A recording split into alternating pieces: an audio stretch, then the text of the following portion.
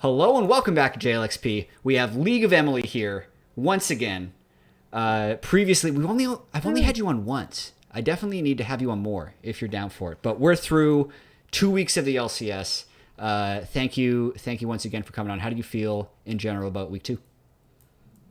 It was interesting, right? I think the biggest surprise to me, and I know we'll get into this later, but was definitely TL Yeah. faltering because they came off of having such an incredibly strong week 1 where I was looking at the way they were playing and the way that they were drafting, and I was like, okay, they seem to have really figured out how they want to play, and that's a really good harbinger of what's to come for this team. Yeah. And then it was not the case in week 2. Also, I don't know if you heard Danny's video package today, but What do you say? in the EG content, he refers to TL as like that tragedy last spring. It's like this really hilarious, like where you can tell he's like trying to be polite, that's like so overly polite that also comes out as like almost sarcastic. Yeah. And I was like thinking like, oh, tragedy last spring. I was like, oh, he's talking about like not something bad happening outside of League of Legends, but just the loss to EG. Yeah, probably also the Baron healing at the minute break point so Danny could get the Baron steal into Pentakill. That's so funny. I'm surprised you said the most surprising thing for you was TL faltering because CLG's 4-1. And they beat EG in what was a very, very close game. So that's, I think, the first topic, because anytime you have a new tied for first place team that is like CLG, where they were 8th place in spring, were 6-12, and they're already 4-1. They're already 66% of their wins, 2/8 or 2 weeks of the 8 weeks into the season, and still very close games. First up, actually, we got into impromptu bet on Waiting Room with Mark, Raz, and I, and we all had to pick a team that could be the 5th team, because it's fairly unanimous, if everyone was going to have to do a top 5, that some order of TL, EG, 100 Thieves, and Cloud9 would probably be there, especially after Cloud9 had the 2-0 week. So who would your 5th team be? I ended up picking TSM, which I don't feel great about, but I don't know if I feel great about any of these picks. Would you? Yeah. And you're allowed to double up. You don't have to do a unique pick. You could do CLG, TSM, or FlyQuest, which was the choices for Raz, myself, and Mark.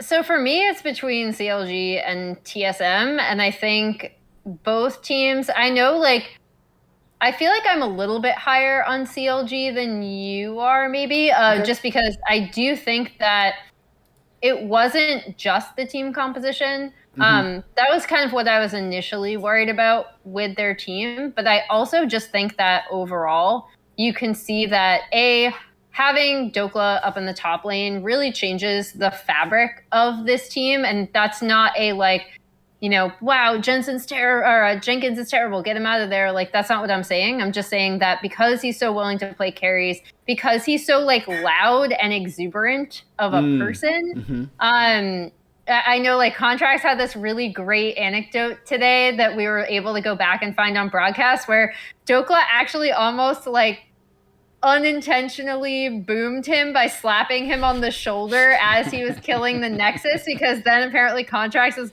mouse went flying because he was not expecting it.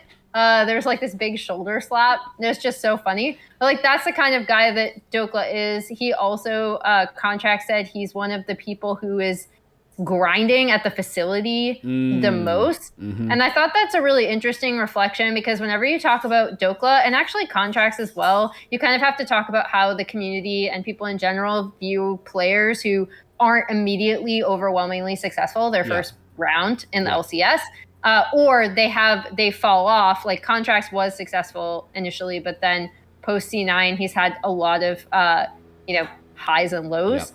So CLG, for me, I see fundamental things on this team that are like a marked improvement. I think Contracts and Palafox's mid-jungle is a lot more well-coordinated. Before, it was kind of like throwing darts, and if they had a good game together and Palafox was on something where he could affect side lanes like a Ryze or a TF, that's when they would do well. And when that didn't happen, that's when they would not do well. So I think they're a lot more stable now. And then TSM, I actually think weirdly can be good. And I say that after they lost in a really entertaining draft, actually, from game one today. But I still think they're on an interesting like upward trajectory. I think their top side is already working very well together.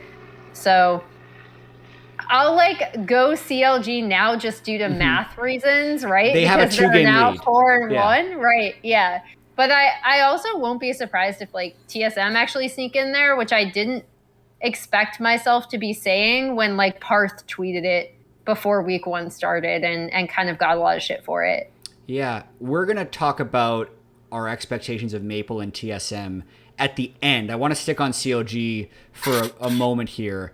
I always have a healthy level of skepticism when a new team breaks into the top. And it's always so difficult because you feel like an asshole to be like, okay, guys, they're 4-1, but really, like, let's look at how they've done it. Because even today was a very exciting, close game. They were down at one point, Baron Elder, and as the Elder's expiring, they're holding off the Nexus push as their own. Like, it's that game could have flipped in so many different ways. If it flips against them, they're 3-2. That's also a game where they got first blood on a level 1 invade, which greatly helped the lane state of Palafox and Silas versus Corki, which was like going to be a even harder lane for Silas if he's not able to get that extra Doran's ring to start the lane, because Jojo was playing that lane really well. And then you can even look back to yesterday or to last week where they had, I forget exactly which game was very close, but there's one of them that was also super back and forth. I think it was against the Golden Guardians. And then on top of that, 3 of their next 4 opponents, since they've played 5 of the 9, is going to be 100 Thieves, Cloud9, and Team Liquid. And then also Immortals, who might actually be the worst. So even with all of this, I'm still expecting them to be like, okay, 5-4 is probably their expected result, which still can put them in what is close to a 5th place spot, but it is, I think temporary for them to be in first. And I'm willing, actually, and this is maybe the like asshole part of it, even if they beat one of those teams and it's like end like 6-3 in the first half, I still probably won't see them as a top like 3 or 4 team. They just have had too long of a period of disappointment for me to rank them after the short burst of best of 1 victories. I also think that can coexist with like thinking that they're a much better team than Spring, right? Because in Spring we saw like they had that one initial flash of brilliance in lock-in, and I remember Mark being like, "Oh man, like this CLG team, they have like the P word, which is potential. If you guys don't know the CLG potential meme, go and look it up." But like, and then they had a really rough Spring, despite multiple team members actually saying they still had like a pretty good environment on the team. Like, they weren't like completely mental boomed or anything like that. So I think both can exist, right? I think that's fair. CLG can exist in a world where they do seem to have a really good handle on what they want to draft. They have actually visibly improved in the way that they pay attention to like side lanes. And obviously like another part that can't go unsaid is EG. I've seen them play poke comps well. Today was not one of those days. Just going to throw that out there. I think there were several times where they kind of mis-executed on how you want to play with Fog in particular, with Corki and Ezreal, and they kept kind of opting into these fights that allowed CLG to take advantage. But that's only in a single game, and I do think CLG's fundamentals are looking a lot better. So yeah, I don't know. I think the two can coexist. Like I think the healthy skepticism can exist along with this team is legitimately improved. And maybe Raz now has to eat another habanero on broadcast or something. Yeah, so the way the bet plays out is actually kind of disastrous because let's say Golden Guardians, who's also 2-3, just put it together and are the 5th place team. Then all of us lose.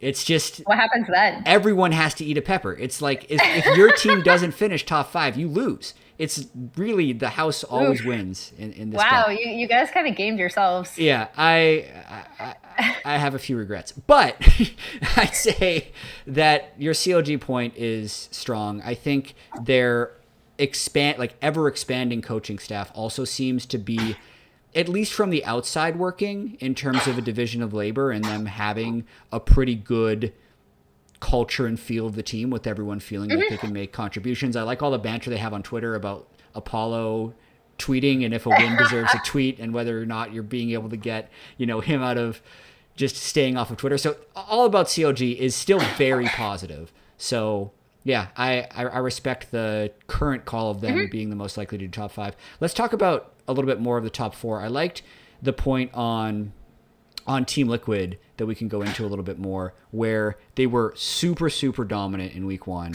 And then I think and listening to Santorin a little bit in his Pro to Pro with High afterwards, Santorin is always a little bit like, he looks at the bad side of things because he's very good correcting those in the future, so he kind of ends up remembering them.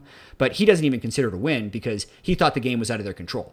And it was only that FlyQuest rushed a Baron start and then peeled off improperly that they lost the game. But they were in all means like in position to give TL a 0-2 week with losses to TSM and FlyQuest. So such a big drop off from where they were so almost anointed last week to now. What do you make of that? I think so. It's really interesting to me when you look at some of their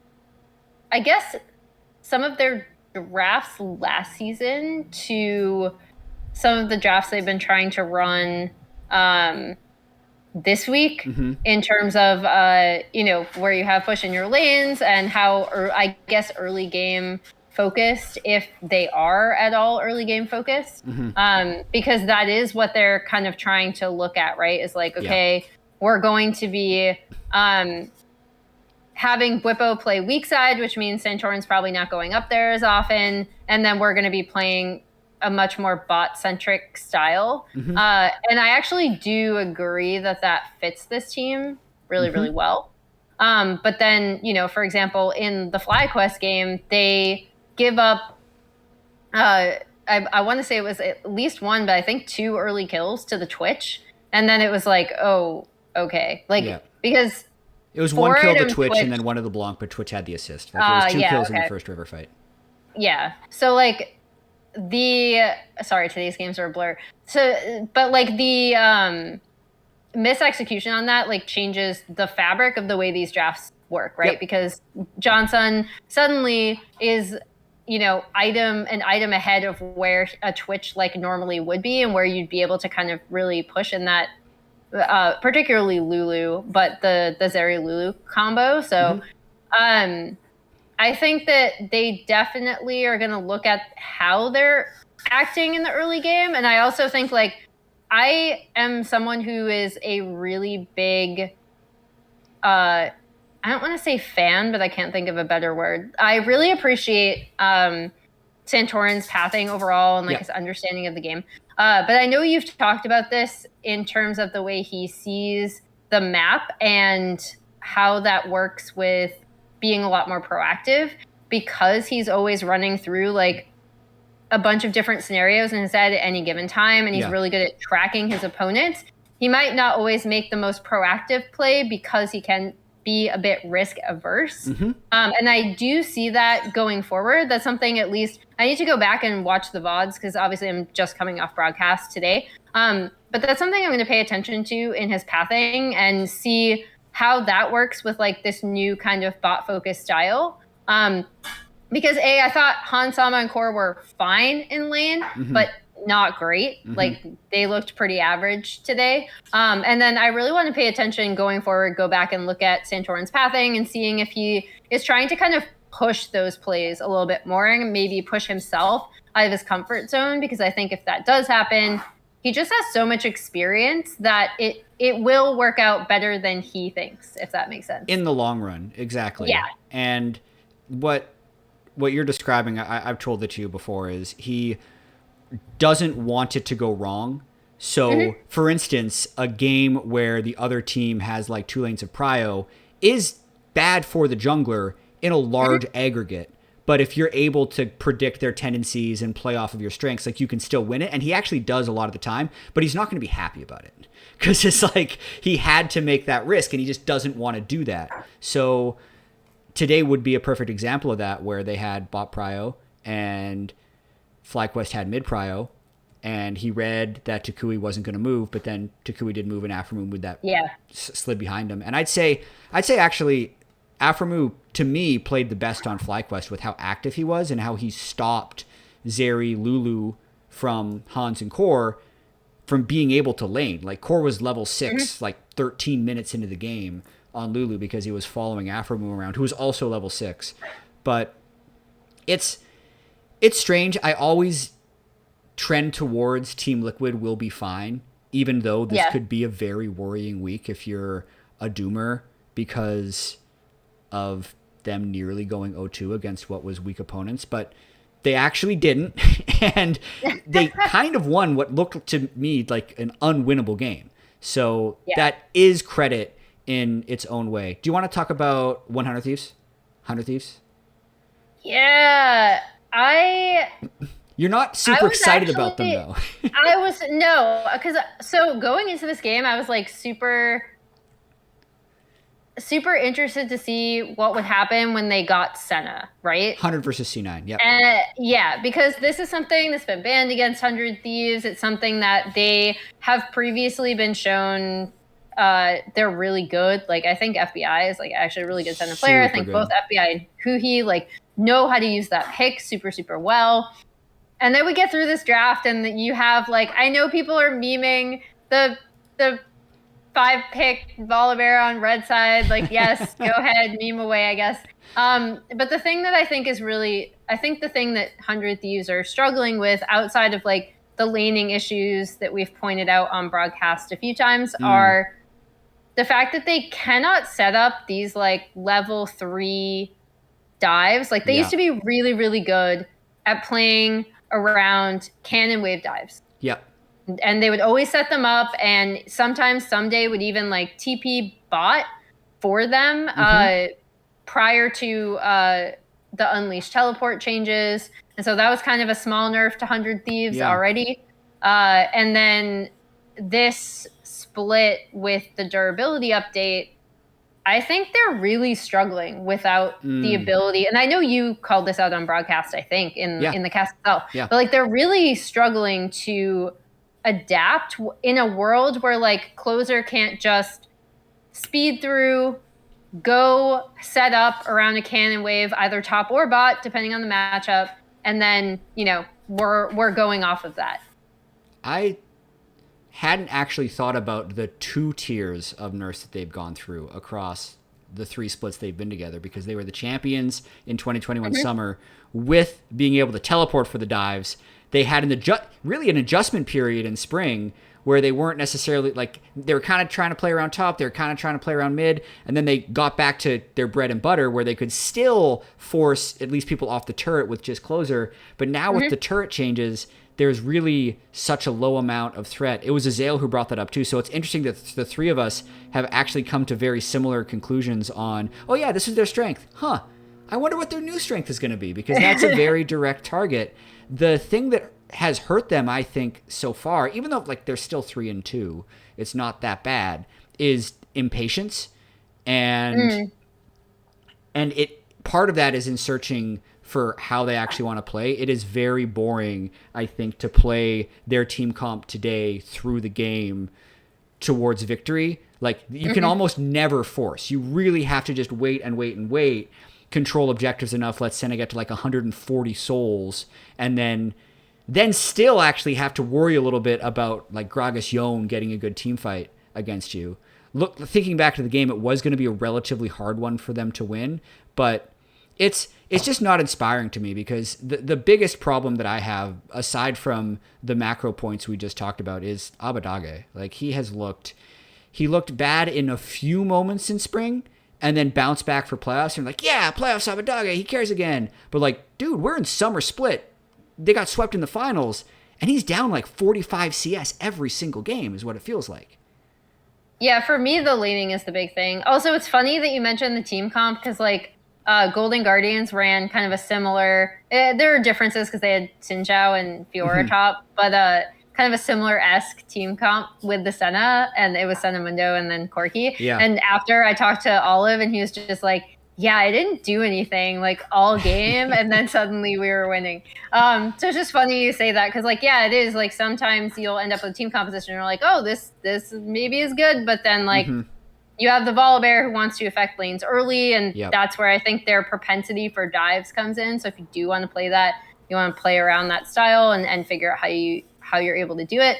But then Abba, for him, it is, I think, the lack of lane pressure that's also really affecting what Closer can do, right? Because in week one, I think you still saw his strengths as a player when he was able to make all of those picks on Ahri and play really well around the way that Ahri wants to work, you know, with Fog and setups and side lanes and really get those picks for his team in the mid to late game. Yeah. Then the laning was still not great. And for Closer to really want to either counter jungle or just kind of speed around the map and affect lanes, I think you do definitely want to have more mid pressure, and they're lacking that right now.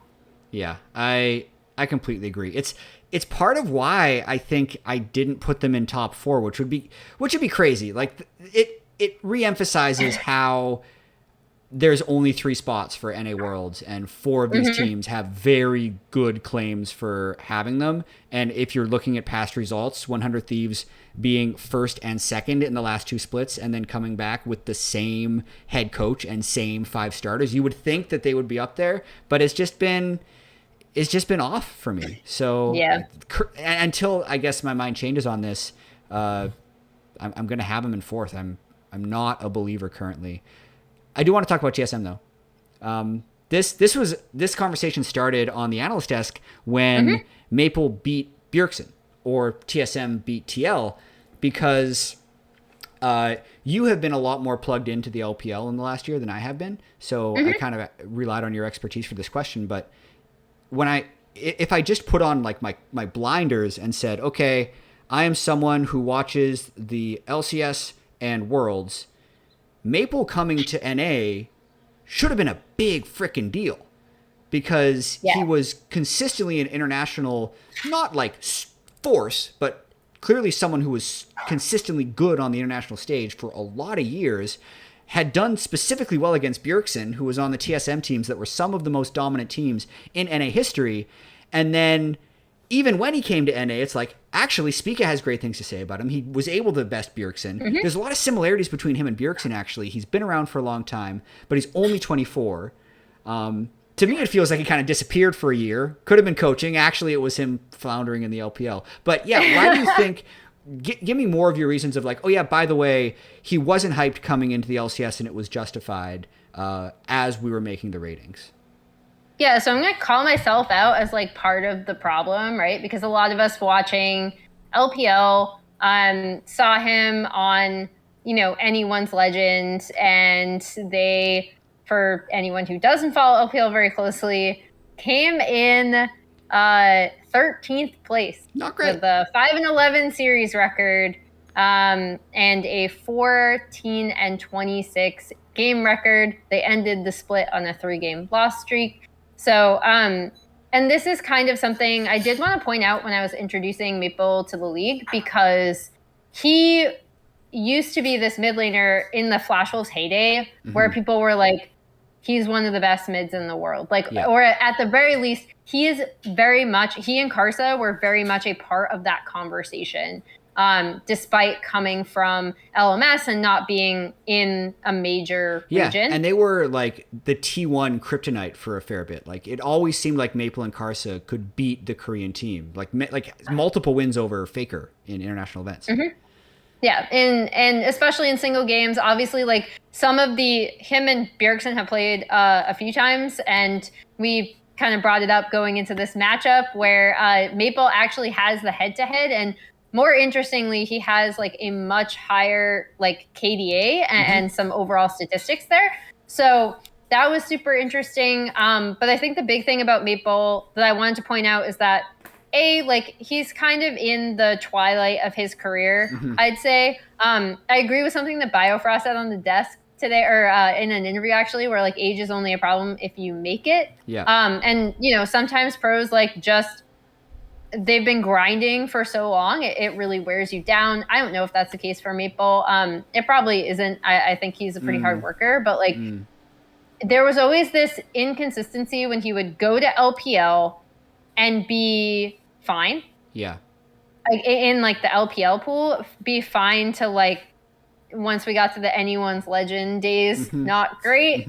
And then, in that time between his initial like Suning LNG days, he went back to PSG Talon.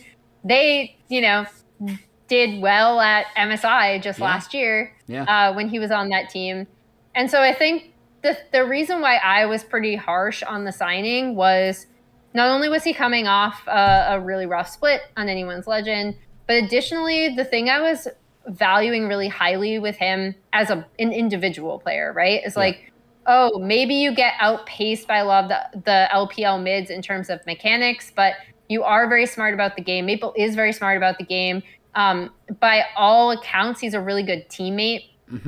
He's not like a huge tilter. He's not going to rage. He's a really good person to actually have in comms. But the thing is, in comms, and then when we think back to the summer or the spring split where Spica was obviously like very exhausted by having to add this whole other dimension to what he had to do as a player on TSM, which was translate effectively for the rest of the team. Yeah.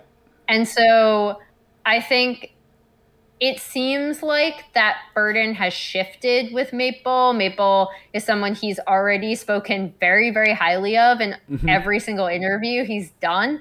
So that could be Maple's personality. It could just be his experience and the fact that he probably does have a baseline level of English already, and or he's just a better communicator overall as a person, which would also make sense given his wealth of experience.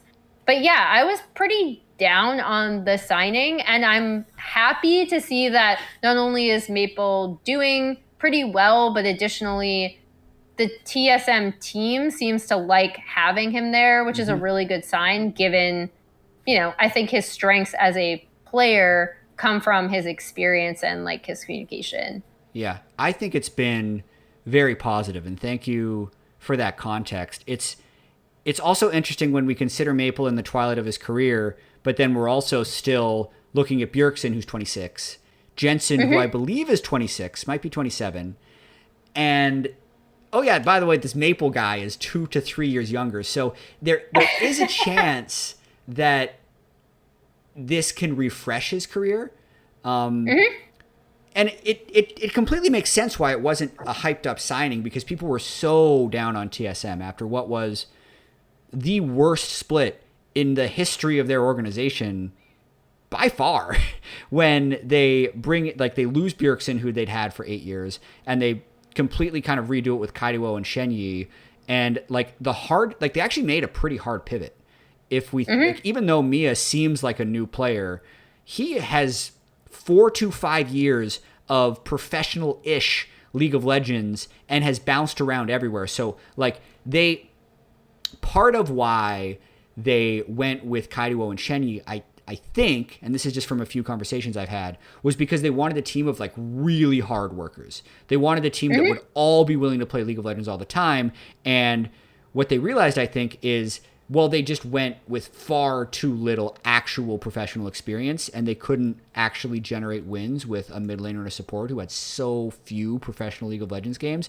But now Maple is actually one of the most experienced mids in the world, but still, in theory, has the work ethic. So there's a much, much, much higher chance of this working out, even though it's a 2-3 start. So you've talked me into being okay with my 5th place prediction again, even though, because I'm blaming their loss today on draft. I thought that draft ended up, they got completely destroyed in that draft, I think. It was a really nice draft from Golden Guardians, and the most hilarious thing about it was listening, because I stepped in for the interview today just because that was great. Gabby was casting, obviously, and then for those who don't know, Pastry is ill with COVID, which really sucks. He tweeted about it earlier today, so it's just kind of well, I used to do interviews, I'll do a post-match interview, it was fun.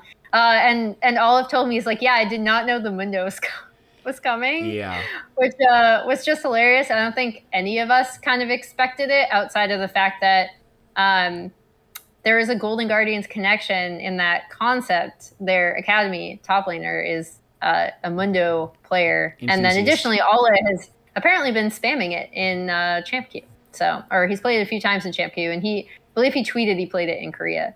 That was a really nice 4-5 with the Mundo Fiora. I'll go through it right now for the people that might have missed it, because also this draft didn't happen on broadcast because both teams were playing remote and they had a trade bug, so production saved us not having to go through like 15 minutes of delays. But the 1-2-3 from Golden Guardians was Senna Corky's in. TSM was Seraphine, Volibear, Karma, which is already low damage, so they need to find ways to get damage on 4-5. But then they just lock the Mundo right away, which even just that, since they're already locked into Seraphine Karma, like as soon as he gets a little bit of MR, he's going to be impossible to move out of the lane. And at this point, like TSM ends up going to like double AD Yasuo Nar, which gives them like a triple AD topside and then AP bot lane. Like it just doesn't work with how it all played out. So Senna Corky's in, Mundo Fiora was just such a nasty draft by Golden Guardians, especially when TSM's trying to run double Enchanter. But greener pastures next week for TSM. They play, that's actually not that great. They play EG right away, then they play Dignitas. So if they really, really perform, they could have a 2-0, but I would expect a 1-1. Is there any other topics you'd want to talk about before we wrap up? I'm glad we shouted out the Golden Guardians draft because I think that was the only other thing I wanted to touch on. Because there are a bunch of teams that I'm kind of looking to see, like, okay, what is your play style going to end up being? Namely, Golden Guardians and Dignitas. And it was cool to see that draft come out from them because I think they'd been looking really, really shaky thus far this split. Yeah, draft has been interesting to me. I think CLG obviously had the most unique drafts in week 1, but even now, the balance between the poke comps and low engage comps that are still finding a lot of effectiveness versus the hard engage comps, to me, is actually favoring the compositions that don't have engage. It really feels there were multiple, and this is obviously a little bit of recency bias, but there were back-to-back games where I really just thought the team had to wait. Just wait until the objective comes up and things will be fine. But they were wired to be aggressive because that's generally how you improve as a team and probably how you scrim, and I think is generally a good way to practice. But like in the moment, they just had to wait. 100 Thieves as well as FlyQuest then hard forced and kind of lost 8,000 gold within the next 4 minutes.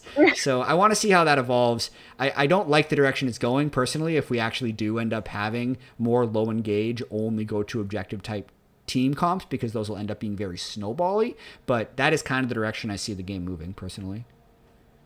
Yeah, I would like to see, and I mean, this isn't something that's just being played out in North America. I think every single region thus far is really having some interesting, like even across within their own region, interesting reads on like what they think the meta is, and especially if you're on red side, what you're going to be saving that typically top lane counter pick for can change the entire fabric of a draft.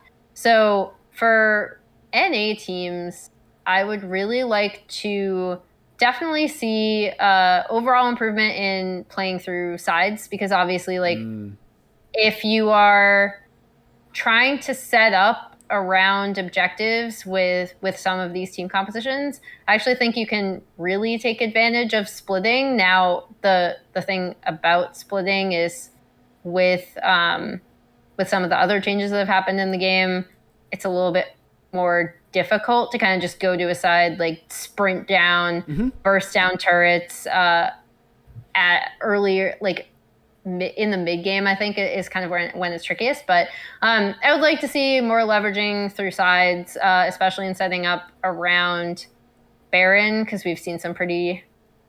I don't know if you agree, but I feel like we've seen some very rough Baron setups. Like I made a joke that you know how Dom put out his power rankings and he ranked like Baron third from last. I was like, I don't know, I think Baron needs to go up because like we've seen some pretty rough looks at setting up around Baron and really being able to play with Fog. So I mean that's another thing about poke comps. Like I already kind of called out EG for this, but you really want to be able to play with your range, especially if you might not have engage on your team or as much engage as you're used to. So we'll see. We'll see how people adapt further in the meta. I'm definitely hoping that we continue to see some experimentation. I feel like this is the most I've seen top laners actually experiment with, like, possibly going for counter picks. Like, we've finally seen some Fiora. We saw some Kale, which I thought was cool. And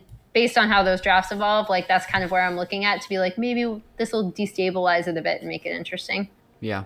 Kale ban even in the C9 game. So there was definitely a potential of the Kale being picked into GP, which would definitely spice things up. So lots to look forward to in week 3. Emily, thank you very much for joining me once again on JLXP. Thanks for having me. Thanks everyone else for listening as well. Please like and subscribe so you can get updated when I will release a video midweek next week. It's going to happen. And then also the Monday morning releases will continue to happen throughout the split. So once again, thanks for watching, and we'll see you next time.